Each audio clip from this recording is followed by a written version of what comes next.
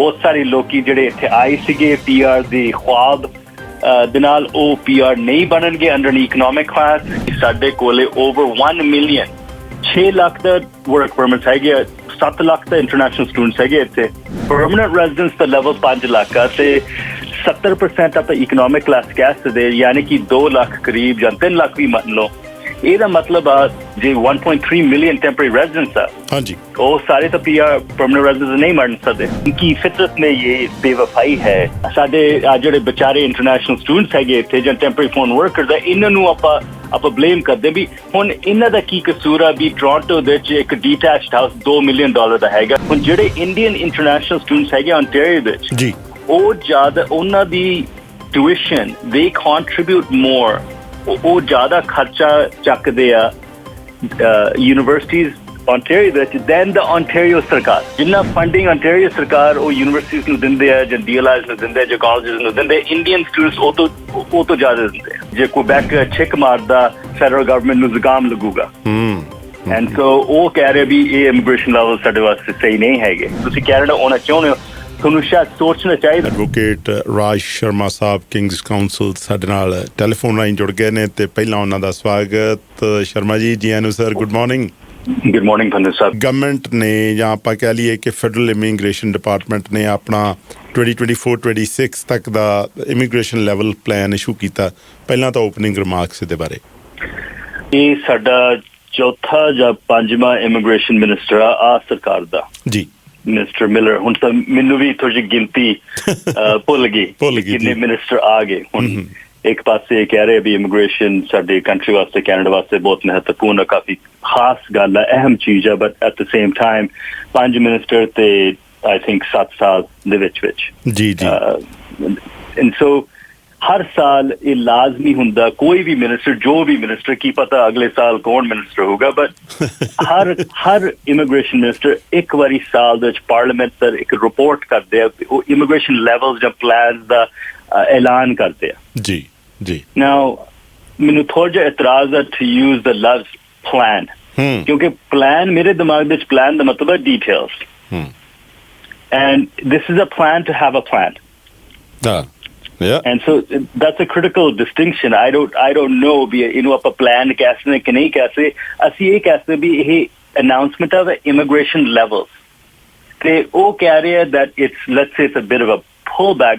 ਇਹ ਵੀ accurate ਨਹੀਂ ਹੈਗਾ, ਕਿਉਂਕਿ ਉਹਨਾਂ ਨੇ ਕਿਹਾ ਵੀ ਠੀਕ ਹੈ 4,70,000 ਦੇ ਕਰੀਬ immigrants ਆ ਸਾਲ ਆ ਰਹੇ ਆ, ਅਗਲੇ ਸਾਲ 4,85,000 ਤੇ ਉਹ ਤੋਂ ਅਗਲੇ ਸਾਲ 5 ਲੱਖ ਤੇ ਉਹ ਤੋਂ ਬਾਅਦ ਆਪਾਂ 5 ਲੱਖ ਤੇ ਆਪਾਂ ਰੱਖਾਂਗੇ। Yeah. We're gonna, so ਇਹਨੂੰ ਆਪਾਂ plateau ਕਹਿ ਸਕਦੇ। These are historically record-breaking levels.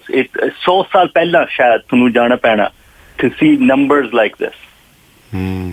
So ਉਹਨਾਂ ਨੇ ਥੋੜਾ ਜਿਹਾ ਇਹਨਾਂ ਨੇ ਕਹਿਤਾ ਵੀ ਆਪਾਂ level off ਕਰ ਰਹੇ ਆ, ਜਾਂ ਆਪਾਂ ਇਹ ਤਾਂ ਨਹੀਂ ਆਪਾਂ immigration ਜਾਂ permanent residence ਆਪਾਂ ਘਟਾ ਰਹੇ ਆ, ਉਹ ਸਿਰਫ ਕਹਿ ਰਹੇ ਆ that we're going to hold the line. ਹੁਣ ਉਹਨਾਂ ਨੂੰ ਇਹ ਕਿਉਂ ਕਹਿਣਾ ਪਿਆ? A couple of reasons I think. Number one is that ਇਹਨਾਂ ਨੇ ਪਰਮਾਨੈਂਟ ਰੈਜ਼ੀਡੈਂਸ ਦੇ ਲੈਵਲ ਸਾਨੂੰ ਐਲਾਨ ਕਰਨਾ ਪੈਂਦਾ ਤੇ ਦੱਸਣਾ ਪੈਂਦਾ ਜੀ ਜੀ। ਤੇ ਅਸੀਂ ਕਹਿ ਸਕਦੇ ਵੀ 5 ਲੱਖ ਠੀਕ ਹੈ, 4 ਲੱਖ ਤੋਂ 5 ਲੱਖ, ਤੇ ਹਿਸਟੋਰਿਕਲੀ ਕਰੀਬ 1% for whatever reason 1% of Canada's numbers we take in for immigrants, ਪਰ ਕੋਈ ਕੈਪ ਨਹੀਂ, ਕੋਈ ਲੈਵਲਸ ਨਹੀਂ ਹੈਗੇ for temporary residents। ਤੇ ਲੱਗਦਾ ਅਸੀਂ ਪਹਿਲਾਂ ਵੀ ਕਿਹਾ ਸੀਗਾ the real story, the pivot is going to be ਸਾਡੇ ਕੋਲੇ over 1 ਮਿਲੀਅਨ 6 ਲੱਖ ਦਾ ਵਰਕ ਪਰਮਿਟ ਹੈਗੇ, 7 ਲੱਖ ਦਾ ਇੰਟਰਨੈਸ਼ਨਲ ਸਟੂਡੈਂਟਸ ਹੈਗੇ ਇੱਥੇ। ਹੁਣ ਮੇਰੀ ਗਿਣਤੀ ਨਾਲ ਇਹ 1.3 ਮਿਲੀਅਨ 1.4 ਮਿਲੀਅਨ। ਹੁਣ ਜੇ ਪਰਮਨੈਂਟ ਰੈਜ਼ੀਡੈਂਸ ਦਾ ਲੈਵਲ 5 ਲੱਖ ਆ ਤੇ 70% ਆਪਾਂ ਇਕਨੋਮਿਕ ਕਲਾਸ ਕਹਿ ਸਕਦੇ, ਯਾਨੀ ਕਿ 2 ਲੱਖ ਕਰੀਬ ਜਾਂ 3 ਲੱਖ ਵੀ ਮੰਨ ਲਓ। ਇਹਦਾ ਮਤਲਬ ਆ ਜੇ 1.3 ਮਿਲੀਅਨ ਟੈਂਪਰੇਰੀ ਰੈਜ਼ੀਡੈਂਟਸ ਆ, ਹਾਂਜੀ, ਉਹ ਸਾਰੇ ਤਾਂ PR ਪਰਮਨੈਂਟ ਰੈਜ਼ੀਡੈਂਟਸ ਨਹੀਂ ਬਣ ਸਕਦੇ। So I think that's a interesting issue. ਹੁਣ ਸ਼ੌਨ ਫਰੇਜ਼ਰ ਜਿਹੜਾ ਪਹਿਲਾ ਮਿਨਿਸਟਰ ਸੀਗਾ, ਹੁਣ ਮਿਨਿਸਟਰ ਆਫ ਹਾਊਸਿੰਗ, ਉਹ ਕਹਿ ਰਿਹਾ ਵੀ ਇੰਟਰਨੈਸ਼ਨਲ ਸਟੂਡੈਂਟਸ ਉੱਤੇ ਕੈਪ ਹੋਣਾ ਚਾਹੀਦਾ। ਹੁਣ ਦੇਖੋ ਇਹਨੇ ਇਹ ਗੱਲ ਤਾਂ ਨਹੀਂ ਕੀਤੀ ਜਦੋਂ ਇਹ ਮਿਨਿਸਟਰ ਸੀਗਾ ਆਫ ਇਮੀਗ੍ਰੇਸ਼ਨ ਜੀ। ਹੁਣ ਕਹਿ ਰਿਹਾ ਨਾਓ ਮਾਰਕ ਮਿਲਰ ਜਿਹੜਾ ਸਾਡਾ ਮੰਤਰੀ ਹੁਣ ਹੈਗਾ, ਇਹਨੇ ਤਾਂ ਕੁਛ ਕਿਹਾ ਨਹੀਂ ਵੀ ਆਪਾਂ ਕੈਪ ਕਰਾਂਗੇ ਕਿ ਨਹੀਂ ਕਰਾਂਗੇ, but the writing is on the wall। Right ਤੁਸੀਂ ਇਹ ਤੁਸੀਂ ਲਿਖ ਜਿਹੜੇ ਉਹ ਤੁਸੀਂ ਦੇਖ ਸਕਦੇ ਹੋ, ਕੋਈ ਵੀ ਬੰਦਾ ਦੇਖ ਸਕਦਾ, ਪੜ੍ਹ ਸਕਦਾ ਵੀ ਕੀ ਹੋਊਗਾ ਫਿਊਚਰ ਦੇ 'ਚ ਇਹ ਆ ਵੀ ਉਹਨਾਂ ਨੇ ਮਾਰਕ ਮਿਲਰ ਸਾਹਿਬ ਨੇ ਆਲਰੇਡੀ ਐਲਾਨ ਕੀਤਾ ਵੀ ਇੰਟਰਨੈਸ਼ਨਲ ਸਟੂਡੈਂਟਸ ਦਾ ਕੋਈ ਵੈਰੀਫਿਕੇਸ਼ਨ ਪ੍ਰੋਸੈਸ ਉਹ ਸ਼ੁਰੂ ਕਰਨਗੇ ਕਿਉਂਕਿ ਫਰਾਡ ਬਹੁਤ ਜ਼ਿਆਦਾ ਹੈਗਾ। ਜੀ ਹੁਣ ਜਦੋਂ ਤੁਸੀਂ ਵੈਰੀਫਿਕੇਸ਼ਨ ਕਰੋਗੇ, ਜਸਟ ਵੈਰੀਫਿਕੇਸ਼ਨ ਅਲੋਨ ਦੇ ਨਾਲ ਨੰਬਰ ਗਿਣਤੀ ਘੱਟ ਹੋ ਜੂਗੀ। ਸੋ ਆਈ ਥਿੰਕ ਜਿੰਨੇ ਵੀ ਸਾਲ ਲਾਈਕ ਬਹੁਤ ਆਸਾਨੀ ਦੇ ਨਾਲ ਕਾਫੀ ਲੋਕ ਆਏ ਸੀਗੇ as international students, I think ਉਹ ਜ਼ਮਾਨਾ ਖਤਮ ਆ।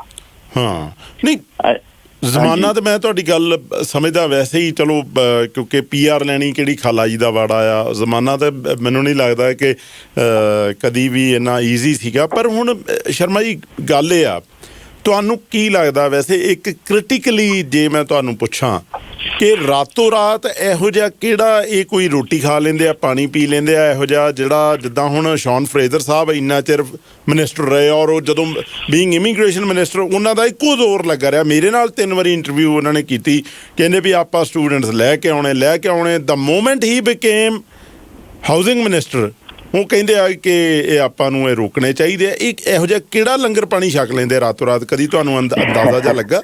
ਇਹ ਰਾਜਨੀਤੀ ਦਾ ਖਾਸ ਇਹਨਾਂ ਦੀ ਫਿਤਰਤ ਵਿੱਚ, ਇਨਕੀ ਫਿਤਰਤ में ये बेवफाई है ਪੰਨੂ ਸਾਹਿਬ। ਐਂਡ ਹੁਣ ਉਹਨਾਂ ਨੂੰ ਦੇਖਣਾ ਹੋਊਗਾ ਵੀ ਇਨਫਲੇਸ਼ਨ ਦਾ ਮਤਲਬ ਆ ਓਕੇ ਇਨਫਲੇਸ਼ਨ ਇਹ ਮੁਖਤਲਫ ਵਜ੍ਹਾ ਤੋਂ ਹੈਗਾ ਇੱਕ ਇਨਫਲੇਸ਼ਨ, ਪਰ ਸਾਡੇ ਜਿਹੜੇ ਵਿਚਾਰੇ ਇੰਟਰਨੈਸ਼ਨਲ ਸਟੂਡੈਂਟਸ ਹੈਗੇ ਇੱਥੇ ਜਾਂ ਟੈਂਪਰੇਰੀ ਫੋਰਨ ਵਰਕਰਸ ਆ, ਇਹਨਾਂ ਨੂੰ ਆਪਾਂ ਬਲੇਮ ਕਰਦੇ ਵੀ ਹੁਣ ਇਹਨਾਂ ਦਾ ਕੀ ਕਸੂਰ ਆ ਵੀ ਟੋਰਾਂਟੋ ਦੇ ਵਿੱਚ ਇੱਕ ਡੀਟੈਚਡ ਹਾਊਸ $2 ਮਿਲੀਅਨ ਦਾ ਹੈਗਾ, ਜਾਂ ਲੋਕੀ ਬਰੈਂਪਟਨ ਦੇ ਪਤਾ ਨਹੀਂ ਬਰੈਂਪਟਨ ਦੇ ਕੀ, ਜੇ ਤੁਸੀਂ ਪਾਣੀ ਦੀ ਗੱਲ ਕਰ ਰਹੇ ਹੋ ਮੈਨੂੰ ਨਹੀਂ ਪਤਾ ਵੀ ਬਰੈਂਪਟਨ ਦੇ ਪਾਣੀ ਦੇ ਕੀ ਹੈਗਾ, ਪਰ ਉੱਥੇ duplex side by side duplex $1 million ਤੋਂ ਉੱਤੇ ਹੈਗਾ। ਜੀ ਸੋ ਉਹਨਾਂ ਕੋਲੇ ਇਨਫਲੇਸ਼ਨਰੀ ਪ੍ਰੈਸ਼ਰਸ ਹੈਗੇ ਆ। ਉਹ ਕਹਿੰਦੇ ਆ ਵੀ ਆ ਜਿਹੜੇ ਟੈਂਪਰੇਰੀ ਰੈਜ਼ੀਡੈਂਟਸ ਆ ਇਹਨਾਂ ਦਾ ਕਸੂਰ ਆ। Again, it doesn't make sense ਕਿਉਂਕਿ ਠੀਕ ਹੈ ਇਹ ਪ੍ਰੈਸ਼ਰਸ ਜਿਹੜੇ ਵੀ ਹੈਗੇ ਹਾਊਸਿੰਗ ਪ੍ਰੈਸ਼ਰਸ ਖਾਸ ਕਰਕੇ ਇਹ lower it's GTA greater Toronto area ਜਾਂ ਲੋਅਰ ਮੇਨਲੈਂਡ। ਤੇ ਜਿਹੜੀ ਇਹ ਨਵੀਂ ਪਾਲਿਸੀ ਆਈ ਆ ਇਹਦੇ ਵਿੱਚ ਇਹਨਾਂ ਨੇ ਨੋ ਡਾਊਟ ਕੁਝ ਨਾ ਕੁਝ ਹਿਊਮੈਨਿਟੇਰੀਅਨ ਸਪੋਰਟ ਐਫਰਟ ਦਾ ਵੀ ਜ਼ਿਕਰ ਕੀਤਾ ਹੋਊਗਾ ਕਿ ਆਪਾਂ ਬਾਹਰੋਂ ਇੰਨੇ ਕੁ ਲੋਕ ਹਿਊਮੈਨਿਟੇਰੀਅਨ ਐਫਰਟਸ ਦੇ ਤੌਰ ਤੇ ਵੀ ਲੈ ਕੇ ਆਉਣੇ ਆ। ਅਗੇਨ ਜੇ ਤੁਸੀਂ ਸੋਚ ਰਹੇ ਹੋ, ਜੇ ਤੁਸੀਂ ਟੈਂਪਰੇਰੀ ਰੈਜ਼ੀਡੈਂਟ ਹੈਗੇ ਹੋ ਜਾਂ ਤੁਸੀਂ ਸਟੂਡੈਂਟ ਹੈਗੇ ਹੋ, ਜੇ ਤੁਸੀਂ ਕੈਨੇਡਾ ਆਉਣਾ ਚਾਹੁੰਦੇ ਹੋ, ਤੁਹਾਨੂੰ ਸ਼ਾਇਦ ਸੋਚਣਾ ਚਾਹੀਦਾ ਫ੍ਰੈਂਚ ਬਾਰੇ ਕਿਉਂਕਿ ਉਹਨਾਂ ਨੇ ਫ੍ਰੈਂਕੋਫੋਨ ਜੋ ਵੀ ਬੰਦੇ ਫ੍ਰੈਂਚ ਟੈਸਟ ਪਾਸ ਕਰਦੇ ਕੋਈ ਵੀ ਲੈਵਲ ਤੇ ਜੀ ਕਾਫੀ ਪੁਆਇੰਟਸ ਉਹਨਾਂ ਨੂੰ ਮਿਲ ਸਕਦੇ ਆ। Okay. So ਸ਼ਾਇਦ again Indians are very ingenious ਤੇ ਜੇ ਇੱਥੇ ਆਉਣਾ ਪੈਂਦਾ French ਵੀ ਸਿੱਖ ਸਕਦੇ, not a big deal. But what I wanted to talk about is that Quebec ਨੇ ਹੁਣੀ ਕੁਝ 2 ਦਿਨ ਪਹਿਲਾਂ ਉਹਨਾਂ ਨੇ ਕਿਹਾ ਵੀ ਆ ਜਿਹੜੇ ਇਮੀਗ੍ਰੇਸ਼ਨ ਲੈਵਲਸ ਆ ਇਹ ਸਾਡੇ ਰੀਤੀ ਰਿਵਾਜ ਜਾਂ ਸਾਡੇ ਵਾਸਤੇ ਠੀਕ ਨਹੀਂ ਹੈਗਾ, ਸਾਡੇ ਕਲਚਰ ਵਾਸਤੇ ਠੀਕ ਨਹੀਂ ਹੈਗਾ। ਤੇ ਤੁਹਾਨੂੰ ਪਤਾ ਜਦੋਂ Quebec ਕੁਝ ਕਹਿੰਦਾ ਫੈਡਰਲ ਸਰਕਾਰ ਸੁਣਦਾ, ਰਾਈਟ?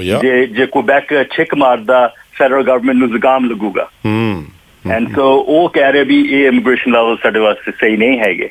ਤੇ ਉਹ ਆਫ ਕੋਰਸ ਉਹਨਾਂ ਦਾ ਵੱਖਰਾ ਇਮੀਗ੍ਰੇਸ਼ਨ ਸਿਸਟਮ ਹੈਗਾ, ਉਹ ਫ੍ਰੈਂਕੋਫੋਨ ਐਂਡ ਫ੍ਰੈਂਚ ਸਪੀਕਿੰਗ ਹੁਣ ਲਾਜ਼ਮੀ ਕਰ ਰਹੇ ਆ। And so these levels they're holding the lines on the PR levels. But the real story is going to be international students ਨਾਲ ਕੀ ਕਰਨਗੇ, temporary residents ਨਾਲ ਕੀ ਕਰਨਗੇ, post grad work permit ਦੁਬਾਰਾ extend ਕਰਨਗੇ ਕਿ ਨਹੀਂ extend ਕਰਨਗੇ। ਇੱਕ ਪਾਸੇ ਉਹ ਕਹਿ ਰਹੇ ਵੀ ਇਨਫਲੇਸ਼ਨਰੀ ਲੈਵਲ ਜ਼ਿਆਦਾ ਹਾਈ ਹੈਗਾ ਤੇ ਲੋਕ ਕੈਪ ਕਰਨਾ ਚਾਹੀਦਾ, ਪਰ ਔਨ ਦਾ ਅਦਰ ਹੈਂਡ ਇਹੀ ਸਰਕਾਰ ਨੇ ਇਹ ਗਵਰਨਮੈਂਟ ਨੇ ਅਲਾਓ ਕੀਤਾ ਵੀ ਜਿਹੜੇ ਲੋ ਵੇਜ ਵਰਕਰਸ ਹੈਗੇ ਉਹਨਾਂ ਨੂੰ ਹਾਇਰ ਕਰਨ ਵਾਸਤੇ ਸੌਖਾ ਵੀ ਕੀਤਾ। ਜੀ so you can't suck and blow at the same time, you can't talk out of both sides of your mouth ਜਿਵੇਂ ਕਰ ਰਹੇ ਆ। But we've become addicted to it ਜਿਵੇਂ ਕੋਈ ਨਸ਼ਾ ਹੈਗਾ ਕਿਉਂਕਿ cheap labor ਤੇ ਇੰਟਰਨੈਸ਼ਨਲ ਸਟੂਡੈਂਟਸ ਹੁਣ ਜਿਹੜੇ ਇੰਡੀਅਨ ਇੰਟਰਨੈਸ਼ਨਲ ਸਟੂਡੈਂਟਸ ਹੈਗੇ ਓਨਟਾਰੀਓ ਵਿੱਚ ਜੀ ਉਹ ਜ਼ਿਆਦਾ ਉਹਨਾਂ ਦੀ ਟਿਊਸ਼ਨ they contribute more, ਉਹ ਜ਼ਿਆਦਾ ਖਰਚਾ ਚੱਕਦੇ ਆ ਯੂਨੀਵਰਸਿਟੀਜ਼ ਓਨਟਾਰੀਓ ਵਿੱਚ than the Ontario ਸਰਕਾਰ। ਜਿੰਨਾ ਫੰਡਿੰਗ ਓਨਟਾਰੀਓ ਸਰਕਾਰ ਉਹ ਯੂਨੀਵਰਸਿਟੀਜ਼ ਨੂੰ ਦਿੰਦੇ ਆ ਜਾਂ DLIs ਨੂੰ ਦਿੰਦੇ ਆ ਜਾਂ ਕਾਲਜਿਸ ਨੂੰ ਦਿੰਦੇ, ਇੰਡੀਅਨ ਸਟੂਡੈਂਟਸ ਉਹ ਤੋਂ ਜ਼ਿਆਦਾ ਦਿੰਦੇ ਆ। ਜਿਹੜੇ ਵਿਜ਼ਿਟਰਸ ਆਉਂਦੇ ਆ, ਡੂ ਯੂ ਥਿੰਕ ਕਿ ਇਹ ਵਿਜ਼ਿਟਰ ਵੀਜ਼ੇ ਨੂੰ ਵੀ ਥੋੜਾ ਬਹੁਤ ਹੁਣ ਟਫ ਕਰਨ ਜਾ ਰਹੇ ਜਾਂ ਕਰਨਗੇ?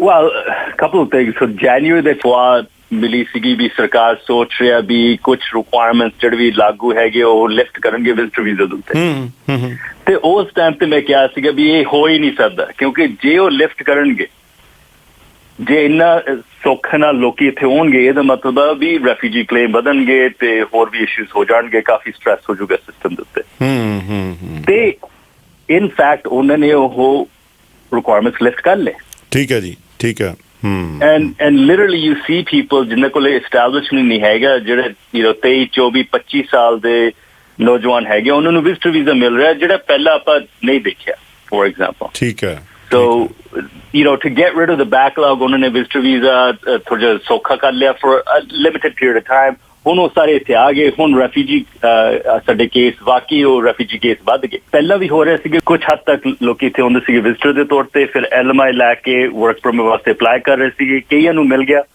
ਹੁਣ ਕਈਆਂ ਨੂੰ ਇਨਕਾਰ ਹੋ ਰਿਹਾ ਸੋ ਜਿਹੜੇ ਵੀ ਸਟੂਡੈਂਟਸ ਆ ਉਹ ਨਹੀਂ ਪੜ੍ਹ ਰਹੇ ਉਹ ਡ੍ਰੌਪ ਹੋ ਗਏ ਐਕੈਡੈਮਿਕ ਪ੍ਰੋਬੇਸ਼ਨ ਉੱਤੇ ਜਾ ਲੈਂਦੇ ਆ ਤੇ ਫਿਰ LMI ਲੈ ਕੇ ਉਹ ਸੋਚ ਰਹੇ ਵੀ ਆਪਾਂ ਅਪਲਾਈ ਕਰ ਲਾਂਗੇ ਵਰਕ ਪਰਮਿਟ ਵਾਸਤੇ ਪਰ ਉਹ ਵਰਕ ਪਰਮਿਟ ਇਨਕਾਰ ਹੋ ਰਿਹਾ from within Canada and that's going to continue ਜਿਹੜੇ ਆਫਿਸਰਸ ਇੱਥੇ ਹੈਗੇ ਉਹ ਲੈਂਗੁਏਜ ਪ੍ਰੋਫੀਸ਼ੀਐਂਸੀ ਦੇਖ ਰਹੇ ਆ ਤੇ ਦੇਖ ਰਹੇ ਵੀ ਵਾਕਈ ਇਹਨਾਂ ਕੋਲ ਤਜਰਬਾ ਹੈਗਾ ਇਹ ਕੰਮ ਕਰਨ ਵਾਸਤੇ ਕਿ ਨਹੀਂ but you're right I think visitor ਦੇ ਉੱਤੇ ਵੀ ਕਾਫੀ ਨਿਗਰਾਨੀ ਹੋਊਗੀ ਇਨ ਦ ਫਿਊਚਰ ਓਕੇ ਇੱਕ ਚੀਜ਼ ਹੋਰ ਮੈਨੂੰ ਦੱਸੋ ਜਿਹੜਾ ਸਾਡਾ ਪੁਆਇੰਟ ਸਿਸਟਮ ਆ ਬਾਹਰਲੇ ਦੇਸ਼ਾਂ ਤੋਂ ਫੋਰ ਐਗਜ਼ਾਮਪਲ ਇੰਡੀਆ ਤੋਂ ਹੀ ਜਦੋਂ ਲੋਕ ਆਉਂਦੇ ਪੁਆਇੰਟ ਸਿਸਟਮ ਤੇ ਜਿਹੜੇ ਆਉਂਦੇ ਆ ਉਹਦੀ ਇਸ ਵੇਲੇ ਸਾਡੇ ਇਮੀਗ੍ਰੇਸ਼ਨ ਸੈਟਅਪ ਦੇ ਵਿੱਚ ਸਿਚੁਏਸ਼ਨ ਕਿਹੋ ਜਿਹੀ ਆ ਫਿਊਚਰ ਦੇ ਵਿੱਚ ਵੀ ਤੁਹਾਨੂੰ ਪੁਆਇੰਟ ਸਿਸਟਮ ਕਿੱਥੇ ਖੜਾ ਨਜ਼ਰ ਆਉਂਦਾ ਵੈਲ the point system ਜਦੋਂ ਮੇਰੇ ਫਾਦਰ ਸਾਹਿਬ ਇੱਥੇ ਆਏ ਸੀਗੇ 50 ਸਾਲ ਪਹਿਲਾਂ ਉਹ ਸੀਗਾ essentially pass fail ਹਾਂ ਵੀ ਤੁਹਾਡੇ ਕੋਲ ਇੰਨੇ ਪੁਆਇੰਟਸ ਚਾਹੀਦੇ ਸੀਗੇ 67 ਪੁਆਇੰਟਸ ਚਾਹੀਦੇ ਸੀਗੇ 72 ਪੁਆਇੰਟਸ ਚਾਹੀਦੇ ਸੀਗੇ ਜੋ ਵੀ ਏਜ ਐਜੂਕੇਸ਼ਨ ਉਮਰ ਤਾਲੀਮ work experience ਤੇ ਤੁਹਾਡੀ ਇੰਗਲਿਸ਼ ਐਬਿਲਿਟੀ ਜੀ ਤੇ ਉਹ pass fail system ਕਾਫੀ ਸਾਲਾਂ ਵਾਸਤੇ ਸੀਗਾ until express entry now express entry basically made it ਜਿਵੇਂ ਨਾ ਉਹ ਪੁਰਾਣੇ ਮੂਵੀਆਂ ਦੇ ਵਿੱਚ ਜਾਂ ਉਹ ਰਮਾਇਣ ਜਾਂ ਮਹਾਭਾਰਤ ਦੇ ਸੀਗਾ ਉਹ ਕੋਈ ਸਵੰਬਰ ਰਾਈਟ ਜਿਹੜੇ ਰਾਜਕੁਮਾਰ ਉੱਥੇ ਜਾਂਦੇ ਸੀਗੇ ਕੋਈ ਸਵੰਬਰ ਦੇ ਵਿੱਚ ਤੇ ਰਾਜਕੁਮਾਰੀ ਉੱਥੇ ਵਰਮਾਲਾ ਉਹ ਫਿਰ ਚੁਣਦੀ ਸੀਗੀ right and that's basically that the Rajkumari is Canada and she's got that Varmala and then you've got the applicant so pool ਦੇ ਵਿੱਚ ਲੋਕੀ pool ਦੇ ਵਿੱਚ ਤੇ ਫਿਰ based on everyone else ਉਹਨਾਂ ਦੀ points ਦੇ ਉੱਤੇ ਜਿਨ੍ਹਾਂ ਕੋਲ ਜ਼ਿਆਦਾ points ਉਹ select ਹੋ ਜਾਂਦੇ ਆ ਜੀ ਤੇ ਜਿਨ੍ਹਾਂ ਨੂੰ ਨਹੀਂ ਉਹ pool ਦੇ ਵਿੱਚ ਰਹਿ ਸਕਦੇ ਤੇ maybe selection future ਵਿੱਚ ਹੋ ਸਕਦੀ ਹੈ that's changed now so now they're become more strategic about it which is like ਅਸੀਂ occupation ਚਾਹੁੰਦੇ ਹਾਂ ਅੱਛਾ ਅਸੀਂ ਪਹਿਲਾਂ ਆਪਾਂ ਨੂੰ NOC knock code ਕਹਿੰਦੇ ਸੀਗੇ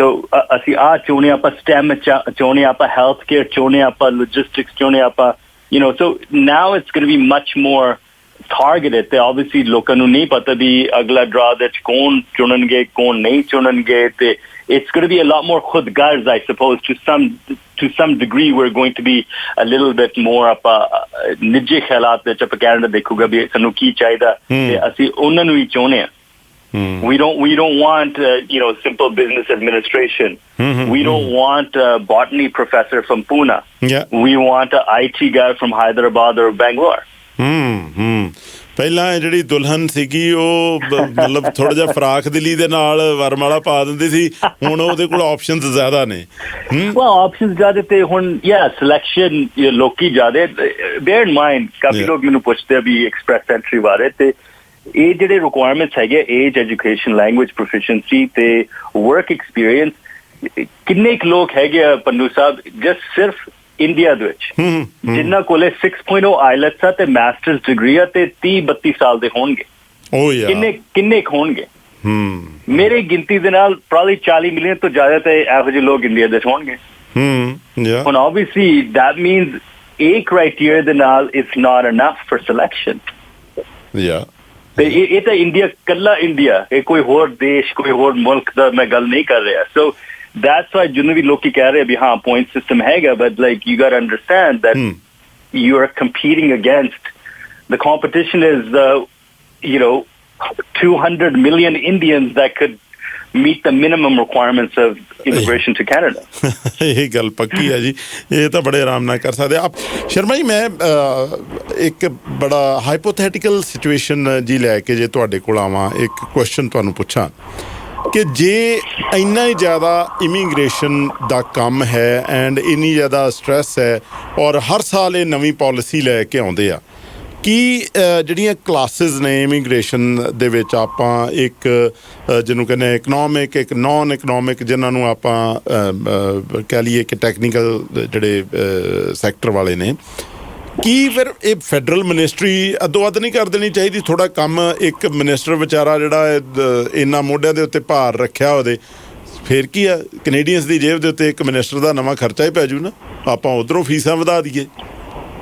I guess ਇੱਕ ਤਾਂ ਇਹ ਤਾਂ ਕਾਫੀ intelligent insight ਹੈਗੀ ਆ ਪੰਨੂ ਸਾਹਿਬ, but ਇਹ ਭਾਰੇ ਮੋਢਿਆਂ ਦੇ ਉੱਤੇ ਕੁਝ ਜ਼ਿਆਦਾ ਚਿਰ ਵਾਸਤੇ ਤਾਂ ਨਹੀਂ ਰਹਿੰਦਾ ਲੱਗ ਰਿਹਾ, ਕਿਉਂਕਿ ਹਰ ਸਾਲ ਕੋਈ ਨਾ ਕੋਈ ਬਦਲੀ ਹੁੰਦੀ ਰਹਿੰਦੀ ਹੈ। ਪਰ ਕੁਝ 20 ਸਾਲ ਪਹਿਲਾਂ ਜਦੋਂ ਮੈਂ ਡਿਪਾਰਟਮੈਂਟ ਆਫ ਜਸਟਿਸ ਨਾਲ ਸੀਗਾ, 20 ਸਾਲ ਪਹਿਲਾਂ ਆਬਵੀਅਸਲੀ ਉਹ ਘਟਨਾ ਸਤੰਬਰ 11 ਤੇ ਘਟਨਾ ਸੀਗਾ।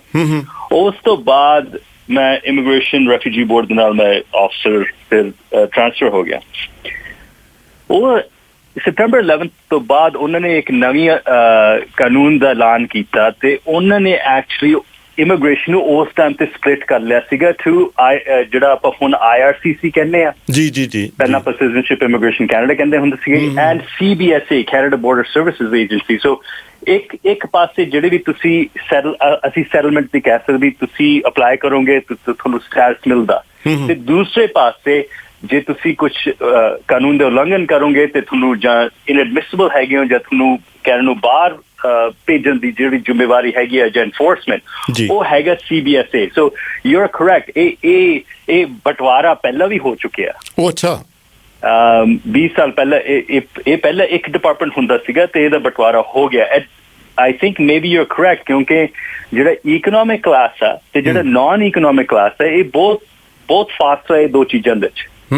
ਨਾਨ ਇਕਨੋਮਿਕ ਕਲਾਸ ਵਿੱਚ ਫੈਮਿਲੀ ਕਲਾਸ ਆ ਜਾਂਦਾ, spousal sponsorship, parents, grandparents, refugees ਆ ਜਾਂਦਾ, ਹਿਊਮੈਨਿਟੇਰੀਅਨ ਐਪਲੀਕੇਸ਼ਨਸ ਆ ਜਾਂਦੇ ਆ। Inside Canada refugee claims, outside Canada refugee claims. ਬਿਲਕੁਲ, ਇਹਦੀ mastery requires a different mindset, different ਤਜਰਬਾ। ਜਿਹੜਾ ਇਕਨੋਮਿਕ ਕਲਾਸ ਹੈ ਇਹਦੇ ਚ ਜਿਹੜਾ ਆਪਾਂ ਸਵੈਂਬਰ ਦੀ ਗੱਲ ਕਰ ਰਹੇ ਆ ਜਾਂ ਆਪਾਂ ਐਪਲੀਕੇਸ਼ਨਸ ਦੀ ਗੱਲ ਕਰ ਰਹੇ, ਜਿਹੜੇ ਬੰਦੇ ਐਪਲੀਕੇਸ਼ਨ ਭਰਦੇ ਆ, ਹੁਣ ਜ਼ਿਆਦਾ ਤੋਂ ਜ਼ਿਆਦਾ ਕੰਮ ਜਿਹੜਾ ਮੈਂ ਕਰਦਾ ਉਹ ਕੋਰਟ ਕਚਹਿਰੀ ਵਿੱਚ ਆ। ਸੋ ਉਹ ਜ਼ਿਆਦਾ ਨਾਨ ਇਕਨੋਮਿਕ ਵਿੱਚ ਆ ਜਾਂਦਾ, ਕਿਉਂਕਿ ਉਹਦਾ ਜਿਹੜਾ ਇਨਕਾਰ ਆ ਉਹਦਾ ਫਿਰ ਤੁਸੀਂ ਚੈਲੰਜ ਕਰ ਸਕਦੇ ਹੋ, ਇਕਨੋਮਿਕ ਐਪਲੀਕੇਸ਼ਨ ਵੀ ਕਰ ਸਕਦੇ ਹੋ। So but these are two very separate. Obviously ਆਪਾਂ ਐਪਲੀਕੇਸ਼ਨ ਸਾਨੂੰ ਕਰਨਾ ਹੀ ਪੈਂਦਾ, that there's no other way to do immigration applications to bina. ਬਿਲਕੁਲ ਠੀਕ। But again, applications ਕਾਫੀ ਥੋੜੇ technical ਆ ਜਾਂਦੇ ਆ, online portals ਆ ਜਾਂਦੇ ਆ, ਤੇ it's more amenable to a certain mindset. It might be a very, very good idea, but ਹੁਣ ਆਪਾਂ ਕਹਿ ਨਹੀਂ ਸਕਦੇ ਵੀ ਇਹ ਗਵਰਨਮੈਂਟ ਹੁਣ ਕੀ ਕਰੂਗੀ, ਕਿਉਂਕਿ ਹੁਣ ਇਹ ਇਲੈਕਸ਼ਨ ਮੋਡ ਵਿੱਚ ਆ। ਬਿਲਕੁਲ ਠੀਕ। ਇਲੈਕਸ਼ਨ ਦਾ ਮਤਲਬ ਆ ਤੇ ਇਹਨਾਂ ਨੂੰ ਦੇਖਣਗੇ ਵੀ ਹੁਣ ਵੋਟਸ ਕਿੱਥੋਂ ਜ਼ਿਆਦਾ ਕਿੱਥੇ ਮਿਲਣਗੇ। ਤੇ ਰਾਈਟ ਨਾਓ ਕੈਨੇਡੀਅਨਸ ਥੋੜੇ ਜਿਹੇ ਨਾਰਾਜ਼ ਆ। ਹਿਸਟੋਰਿਕਲੀ ਅਗੇਨ ਪੰਨੂ ਸਾਹਿਬ, two polls, ਇੱਕ ਤਾਂ ਗਲੋਬਲ ਮੇਲ ਨੇ ਕਮਿਸ਼ਨ ਕੀਤਾ, ਕੈਨੇਡਾ ਹੈਜ਼ ਹਾਈ ਲੈਵਲ, ਯਾਨੀ ਕਿ ਆਮ ਕੈਨੇਡੀਅਨ ਇਮੀਗ੍ਰੇਸ਼ਨ ਨੂੰ ਸਪੋਰਟ ਕਰਦਾ। ਬਿਲਕੁਲ, ਡੈਫੀਨਿਟਲੀ। ਅਸੀਂ US ਵਾਂਗੂ ਨਹੀਂ ਹੈਗੇ, ਅਸੀਂ ਯੂਰਪ ਵਾਂਗੂ ਨਹੀਂ ਹੈਗੇ, ਅਸੀਂ ਕੁਆਇਟ ਵੈਲਕਮਿੰਗ ਹੈਗੇ ਆ ਇਮੀਗ੍ਰੈਂਟਸ ਤੋਂ, ਕਿਉਂਕਿ ਅਸੀਂ ਸੋਚਦੇ ਵੀ ਆਪਾਂ ਚੁਣਦੇ ਤੇ ਦੈਟਸ ਕਰੈਕਟ, ਜ਼ਿਆਦਾ ਤੋਂ ਜ਼ਿਆਦਾ ਇਮੀਗ੍ਰੈਂਟਸ ਆਪਾਂ ਚੁਣਦੇ ਆ ਜੀ। ਉਹ ਅਪਲਾਈ ਕਰਦੇ ਆ, ਅਸੀਂ ਉਹ ਅਰਜ਼ੀ ਲਾਉਂਦੇ ਆ ਤੇ ਅਸੀਂ ਫਿਰ ਦੇਖਦੇ ਆ ਤੇ ਅਸੀਂ ਫਿਰ ਉਹਨਾਂ ਨੂੰ ਆਮੰਤਰਿਤ ਕਰਦੇ ਆ। So levels of acceptance are high. Those levels or approval levels of immigrants and immigration levels are dropping for the first time. They काफी drop हो गए. Yeah. And again, ਇਹ ਤਾਂ ਨਹੀਂ ਵੀ ਇਹ racism ਹੈ, ਇਹ ਤਾਂ ਆਪਣੇ ਲੋਕ ਵੀ ਕਹਿੰਦੇ ਆ ਵੀ ਹੁਣ ਜ਼ਿਆਦਾ ਸਟੂਡੈਂਟਸ ਆ ਗਏ। ਮੈਨੂੰ ਤਾਂ ਐਂ ਲੱਗਦਾ ਸ਼ਰਮਾ ਜੀ ਕਿ ਸਟੂਡੈਂਟਸ ਤੇ ਵਿਚਾਰਿਆਂ ਤੇ ਫਾਲਤੂ ਦਾ ਨਜ਼ਲਾ ਡਿੱਗਦਾ ਰਹਿੰਦਾ ਹੈ ਵੀ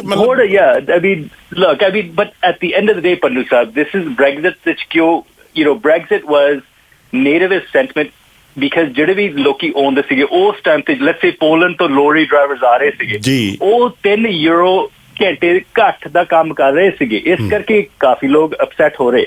ਸੋ ਇੱਥੇ ਜਦੋਂ ਤੁਸੀਂ ਬ੍ਰੈਡ ਖਰੀਦਣਾ ਚਾਹੁੰਦੇ ਹੋ ਜਾਂ ਤੁਸੀਂ ਦੁੱਧ 4 ਲੀਟਰ ਦਾ ਦੁੱਧ ਤੁਸੀਂ ਖਰੀਦਦੇ ਹੋ $8-9-10 ਦਾ, ਜਾਂ ਤੁਹਾਡਾ ਗੈਸ ਪ੍ਰਾਈਸਿਸ ਜਾਂ ਤੁਹਾਡਾ ਘਰ ਜਾਂ ਇਨਫਲੇਸ਼ਨ, ਇਹ ਇਨਟੇਕ ਕਈ ਵਾਰੀ ਸੌਖਾ ਵੀ ਠੀਕ ਆਪਾਂ 5 ਲੱਖ ਲੋਕੀ ਲੈ ਲਗੇ, ਪਰ ਇੰਟੀਗ੍ਰੇਸ਼ਨ ਯਾਨੀ ਕਿ ਸਹੂਲਤਾਂ ਵੀ ਸੋਚਣਾ ਪੈਂਦਾ। How do we provide infrastructure? ਹਸਪਤਾਲ ਦੇ ਕੀ ਪਤਾ ER ਦੇ ਆਪਾਂ ER ਟ੍ਰਾਂਸਫਰ ਹੋ ਰਿਹਾ ਕਿ ਸੋ ਆਮ ਬੰਦਾ ਸਾਰੇ ਜਣੇ ਦੇਖ ਰਹੇ ਆ ਵੀ ਪ੍ਰੈਸ਼ਰ ਜ਼ਿਆਦੇ ਆ, ਦਬਾਅ ਜ਼ਿਆਦੇ ਆ ਸਿਸਟਮ ਦੇ ਉੱਤੇ। ਬਿਲਕੁਲ ਠੀਕ। ਕਲੋਜ਼ਿੰਗ ਚ ਕੀ ਕਹੋਗੇ ਸ਼ਰਮਾ ਜੀ? ਫਿਰ ਇਹ ਕਹਿ ਵੀ ਤਬਦੀਲੀ ਆ ਰਹੀ ਹੈ ਤੇ ਹੋ ਰਹੀ ਹੈ, ਤੇ I think future is going to be difficult. International students the numbers ਘਟਣਗੇ।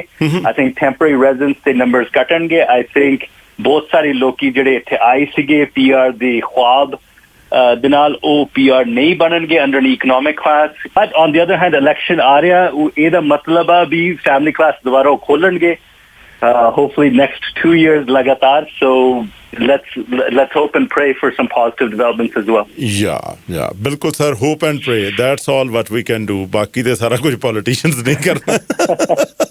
But thank you very much. Thank you sir, ਸ਼ੁਕਰੀਆ, ਮਿਹਰਬਾਨੀ।